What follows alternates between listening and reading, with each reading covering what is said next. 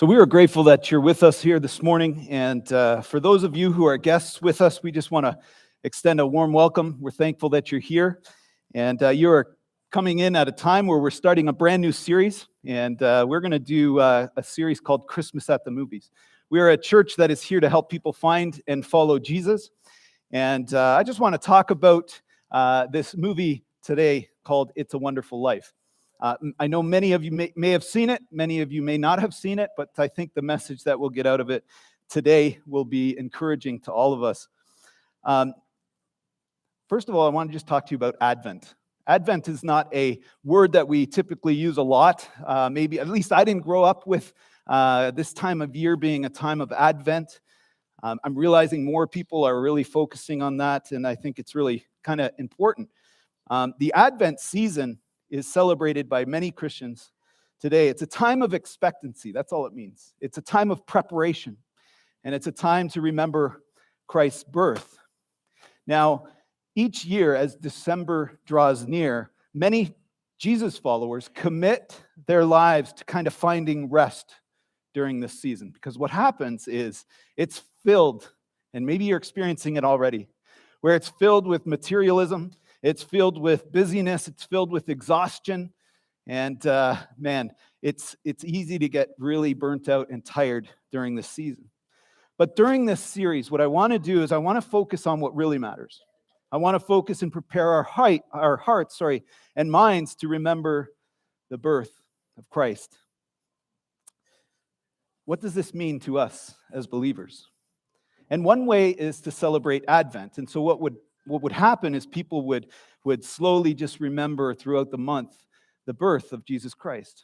Now, I remember growing up that I was told we don't celebrate Christmas, or we don't remember the birth of Christ, because we were not commanded to. And what we were commanded to do is to remember the death, the burial, the resurrection of Jesus. And so that was brought about by a really poor hermeneutic, as I'm kind of learning about this, is a hermeneutic is a way to interpret Scripture. And one interpretation is that we speak where the Bible speaks, and yet we're silent where the Bible is silent. But it doesn't take us long for us to realize that this type of hermeneutic, it actually falls flat pretty quick, because it seems that where the Bible speaks, we speak, but where it is silent, we have a lot more to say. And I think it's really important for us to remember that Jesus' birth was a really exciting time. And it's a really exciting piece of the story of God. And I think this is really important. Now, looking back, I first of all want to just thank Tate for his incredible messages on faith, using Abraham and Ishmael and Abraham and Isaac. I learned a lot. Still wrestling through some of the questions he left us with, but I think it was fantastic. And thank you so much, Tate, for your wisdom in that and bringing across those lessons. But I want us to just look back to Abraham for a moment.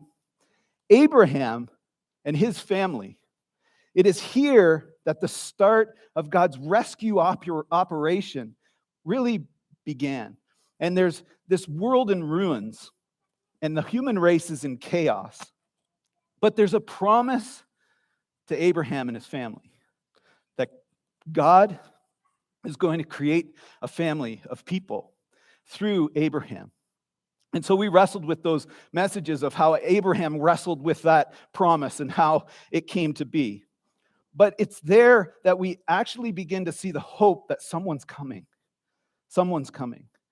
And they believed that it was going to come through a Messiah, through the baby Jesus. And that was the first Advent. This was the anticipation that they were waiting for and waiting for. It's all through Scriptures. The prophecies about Jesus and his coming were all throughout Scripture. And Jesus was going to come and launch God's kingdom here on earth as it is in heaven. And we get to participate in bringing kingdom to earth as it is in heaven now, on this side of Jesus' birth, his death, his burial, and resurrection. Now, one day he's coming back. That's our Advent now. We look forward and anticipate his second coming, because he's coming to get away and to just obliterate death and pain and suffering, and we can't wait for that time to come. But right now he invites us into this kingdom where we can spread the good news and the gospel of this message to others around us. But we anticipate the second advent. But this series, Christmas at the Movies, what I want us to do, I know that movies are entertainment, but I want us to understand they're also stories. It's what made Hollywood famous. Hollywood is gotten rich off of things called stories. And we get to go and we watch those stories. But that's why Jesus used stories as well to teach. He used stories to help people find truth, to find themselves and to find God.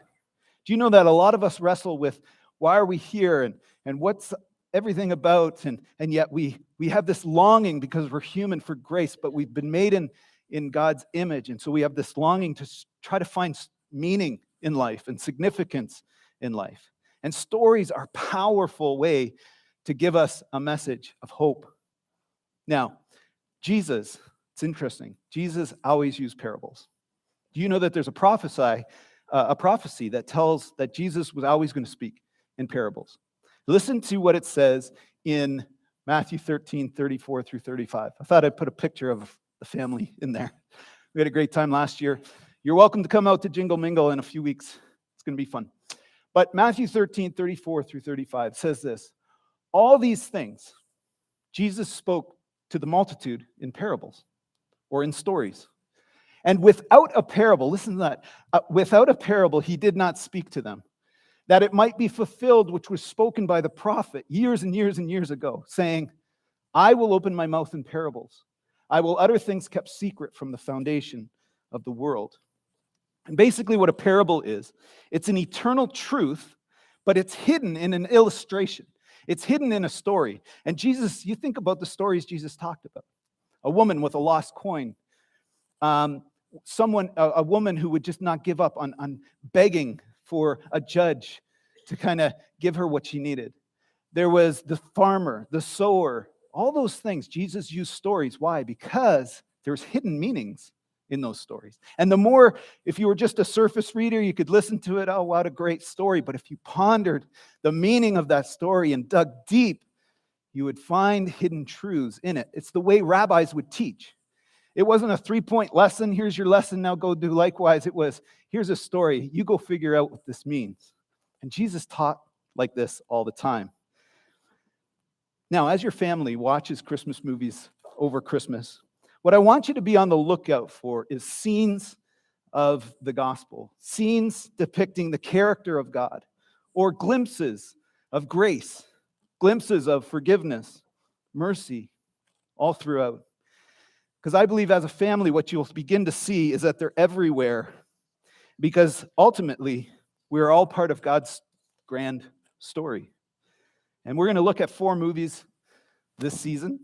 And if you can, I would love for you to find time to watch them together as a family. It's a Wonderful Life we'll look at today. Next week is A Christmas Story, A Charlie Brown's Christmas. Bruce Hodnott's going to bring us that message. We're looking forward to that.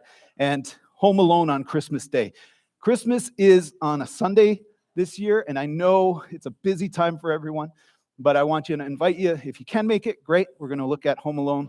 We won't keep you so long because I know it's a busy time, and you want to be with family. So it's going to be an interesting Sunday to be together. This movie, It's a Wonderful Life, is a movie where it's all focused on prayer at the very beginning. The whole town is praying. They're praying for George Bailey, who is the main actor. But I want you to think about this for a moment. This movie answers some of life's most difficult questions. It answers, why am I here? It answers the question, does my life really matter? It answers the question of, what's my purpose? And while this film is actually in black and white, the hidden truths in this story are actually in high definition, if you look for them. There's a little bit of movie history here, though. This movie didn't do so well at the box office. Came out in 1949, and It's a Wonderful Life only made $3.3 million of its $3.7 million budget. The movie was shot in the summer. It was shot in the summer during a heat wave. So you can imagine with all the snow and it's 1946, not 1949. But snow and all that. I just want to give you a little bit of history with the snow. They invented the snow for this movie. Before this, all they used was spray-painted cornflakes. But you can imagine trying to film spray-painted cornflakes when people are running. It's very loud, but this is a new snow. But you can actually see George sweating in some of the scenes. Because think about it, it's a heat wave, and they have to pretend like it's snowing in winter out there. But the whole movie begins with prayer. A lot of people care for George. Just like a lot of people care for us sometimes, and we don't know it, that they're praying for us. But a lot of times we get lost, and we forget of our significance in this world. And I love this story because it gets us to understand what life would be like if we weren't born. And something was just brought out to my attention this morning. Claxton said this morning. Could you imagine if Jesus Christ wasn't born? What would that mean for us? Talk about significance. But do you know that your life has significance as well? So the whole town is praying. But the most significant prayer in this movie comes later on. We'll get to it. I'm going to show a clip of it. It's when George finds himself at the end of his rope. But George Bailey is played by James Stewart. And what he is he is a banker at a small family business in Bedford Falls. George grows up in Bedford Falls. Many of you who live in Edmonton all your life, you grew up in the same town, maybe around the same area. This is George. He's the kind of kid who has Jesus' character. And the reason I say that is because he always puts other people's needs before his own. And George would do that even when it meant risking his life. And there's a scene very early on in the movie where his brother, Harry, is drowning. And George risks his life during this sledding accident to save his brother's life, even at the risk of losing his. He does lose something. There is a sacrifice that cost George something, and it was his hearing in his right ear. And so George saves his brother. But when you live a life of helping others and of sacrifice, what happens is that nature or sacrifice comes when you love people fully. Years later, because of George's sacrificial nature, he's torn between going to college and chasing his dreams of becoming an architect or staying home to help the family. And he's torn. What do I do? He has all these hopes and dreams. And George comes to these moments of whether to chase those dreams or to choose to help the people around him. Is he going to serve himself, or is he going to serve his friends and his family and his neighbors? And I think sometimes we face this question all the time, don't we? I love what the Apostle Paul says when he's really trying to help the people, the other Jesus followers that he is walking alongside Jesus with.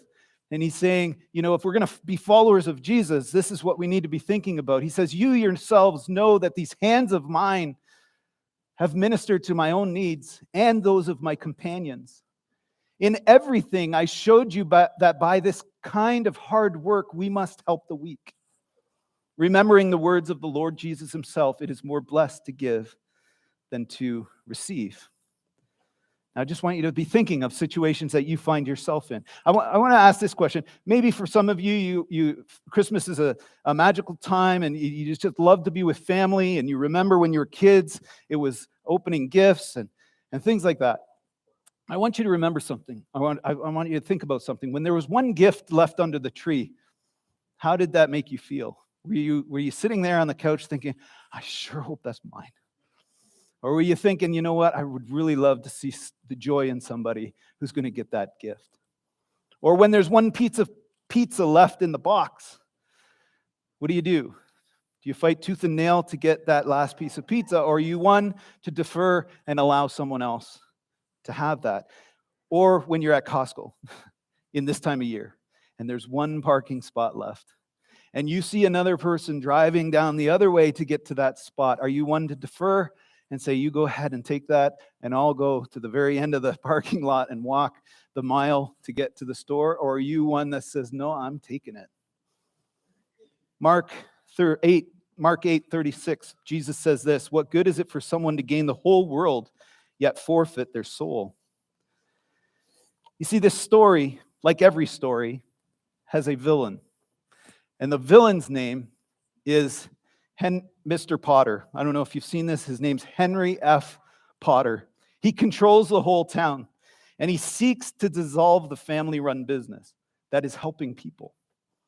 After the passing of George's father, who owned the business, he's seeking that this business is going to fail and that it will fall because it's going to make him a rich man. That's all he cares about, is becoming rich.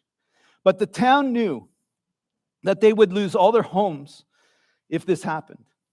And so the board of directors, who this gentleman is actually on, votes against the business closing down as long as George will take over the family business. And so he does. And here, once again, George sets aside his dreams and his aspirations for the sake of the community. He settles down. And over time, we see he gets married. And he comes alongside his Uncle Billy, and they run the business.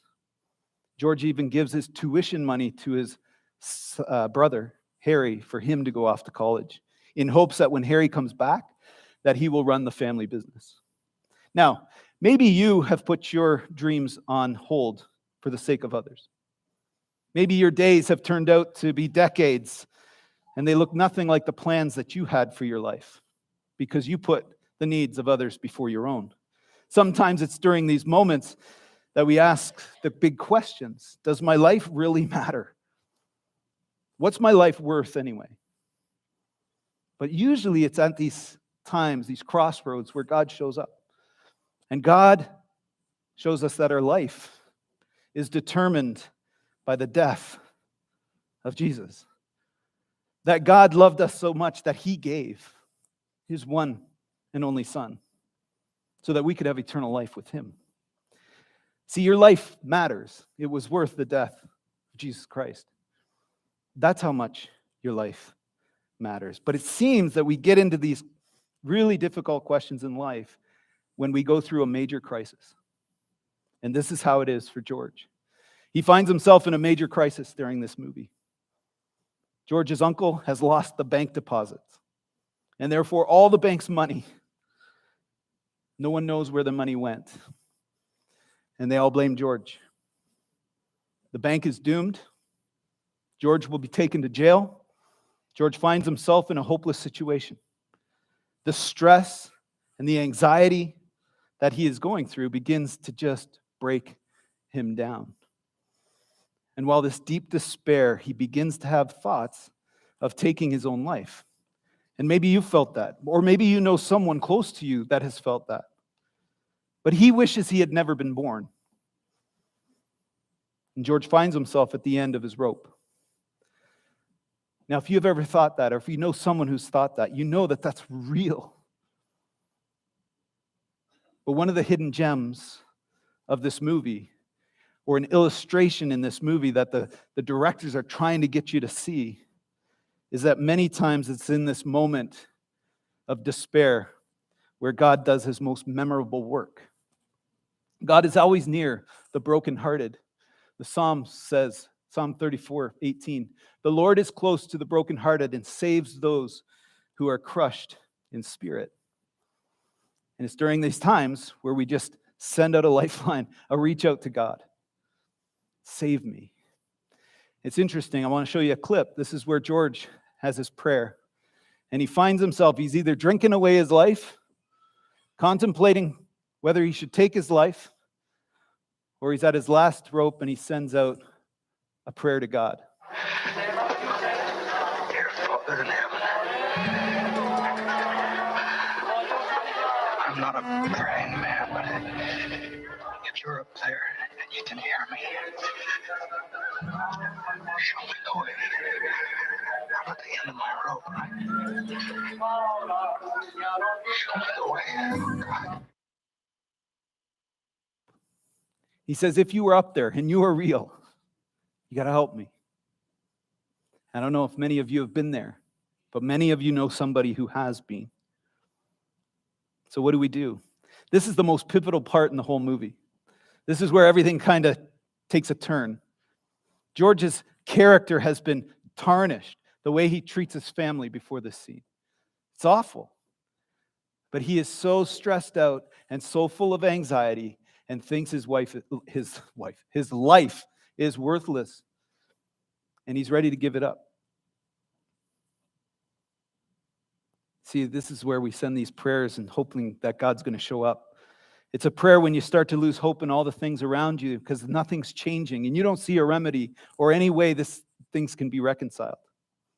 You have no strength and you have no resources left. But it's at this low point in George's life that he begins thinking about giving in. And it's at that moment where this guy, Clarence, who is an angel, shows up. Now, he doesn't know he's an angel, and this is the way the story portrays it, but his name is Clarence. And Clarence helps George to see things from a different perspective. And sometimes we need people to just sit down with us and help us see things from a different perspective. George doesn't know this, but Clarence is an angel, and he's been sent to help George out. Clarence came at the perfect time in George's life to help him see that his life is worth living, but George is not convinced. It takes a lot of convincing for George to understand this. See, this is when Clarence gets to take him to this moment through his life to help him see what his life would have been like if he had not been born. Have you ever wondered what your life would be like if you had not been born? Think about the impact that you have had on people, the impact that you have had, sometimes positively, sometimes negatively. That's for you to figure out.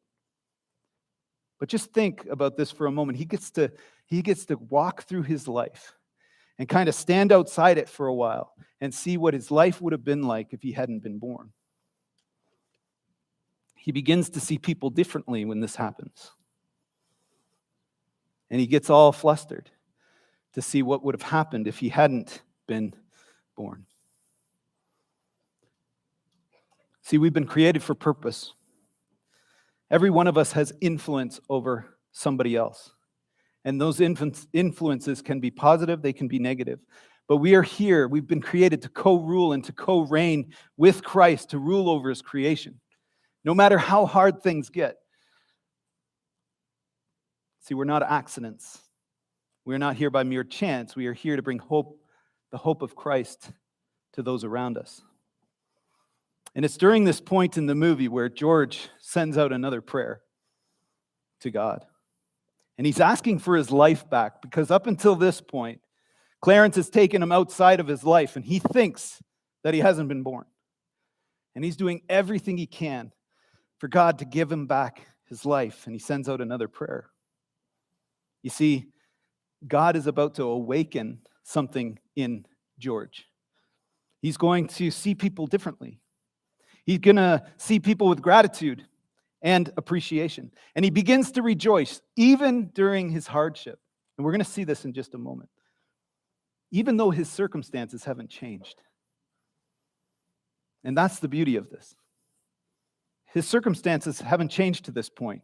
But the joy he feels because he's got his life back is incredible. And in the film's climactic scene, which we're going to watch together, there's a picture of the gospel here that I think is pretty fascinating. Because there's something about the gospel and the grace that we can't earn ourselves. And this is where we go back to the very beginning of the movie where the whole town has been praying for George. George needs a rescue. He needs the sacrifice of someone else to pay his debt. And so at the end, we get to watch this scene where the whole town has come together because they've been influenced by George in a positive way. Watch